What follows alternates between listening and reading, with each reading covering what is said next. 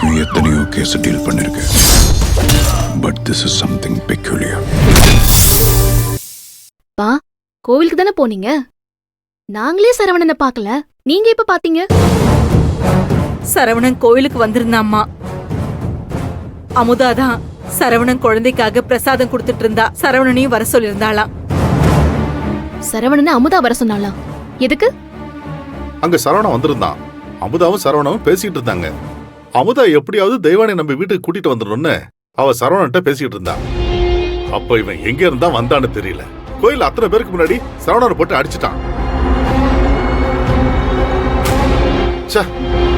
நல்லா பெத்ததுக்கு எங்கேயாவது காசி ராமேஸ்வரம்னு போயிருக்கலாம். அமுதா, மாமா சொல்றதெல்லாம் உண்மையா? சரவணனை நீ வர சொல்லிருந்தியா? எதுக்கு வர சொன்ன? நாங்க தெய்வான வீட்டுக்கு போறோம்னு சொல்லியும் நீ சரவணனை வர சொன்ன விஷயத்த ஏன் எங்ககிட்ட சொல்லல? இதெல்லாம் ரொம்ப தப்பா இருக்கு அமுதா. நாங்க பண்ண எல்லாமே உங்களுக்கு தப்பா தான் தெரியும். இதே உங்க பொன்னாட்டிக்காரி போய் சமரசம் பண்ணிருந்தா அது நல்லா இருந்திருக்கும்.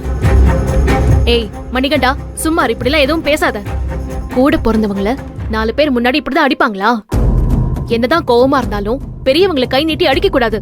யாரு உனக்கு அந்த உரிமை கொடுத்தாங்க? அமுதா, உனக்கு எதுக்கு இந்த தேவையில்லாத வேலை? சரியா சொன்ன புனிதா.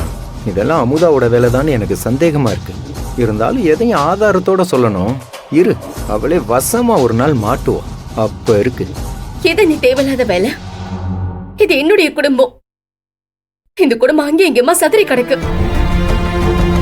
இதுக்கு நானும் ஒரு காரணம்னு குற்ற உணர்ச்சி எனக்கு கொண்டுகிட்டே இருக்கு. அது சரி பண்றதுக்கு தான் சரவணன் மாமாவா வர சொன்ன. அது தப்பா? இது சரியோ தப்போ அதை விடு. நாங்க தெய்வான வீட்டுக்கு தான் போறோம் தெரியும்ல. தெரிஞ்சோ நீ ஏன் சொல்லல? அதை நீ சொல்லு முதல்ல. அது இப்ப என்ன அவ கொலையா பண்ணிட்டா? நீங்க நியாயம் பேசின மாதிரி அமுதா அவளுக்கு தெரிஞ்ச விஷயத்த செய்யணும்னு நினைச்சா. இதுக்கு எதுக்கு குறுக்கு விசாரணை பண்ணிட்டு இருக்கீங்க? ஹேய், அமுதா உங்க தங்கச்சி தானே. உங்க பொண்டாட்டி மேல வச்சிருக்கிற நம்பிக்கையில கால்வாசி கூட உங்க தங்கச்சி மேல இல்லையே. இன்னும் சொல்ல போனா இது எங்க அண்ணன் தம்பி பிரச்சனை. நியாயமா இதுல நீங்க தலையிடவே கூடாது. டேய் மணி, வாய் இருக்குன்னு ரொம்ப ஓவரா பேசுற. என்னடா, என்ன உனக்கு பைத்தியம் கீத்தியம் பிடிச்சிருச்சா? எல்லாரையும் மரியாதை எல்லாம் பேசிட்டு இருக்க. நீ எல்லாம் ஒரு புள்ள. ச்சே, ஐயோ, எதுக்குதான் ஏன் வயித்துல வந்து பிறந்தியோ ஆண்டவா.